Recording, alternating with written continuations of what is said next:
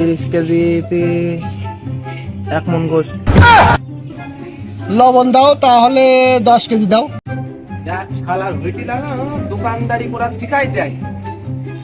30 KG মোটে চাল রানবো, খেজুরি রানবো তাইছে। আসসালামু আলাইকুম ভাই, কেমন আছো ভাই?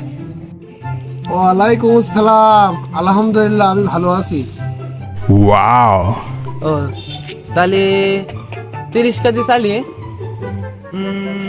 ধরো 100 জন মানুষ খাবে, তাহলে গোশ ক কেজি লাগবে বলো দিন?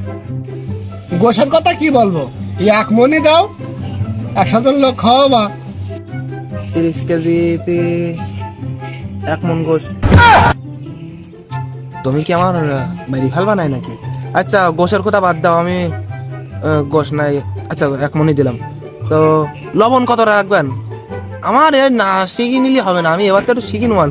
লবণ কতটা লাগবে? লবণ দাও তাহলে 10 কেজি দাও। লবণ 10 কেজি। আচ্ছা হলুদ কতটা? হলুদ দেবা 15 কেজি। তুমি তো আবার ঝালের কথা শোনো না, আমি জানি তো, ঝাল তুমি 20 কেজি দিয়া।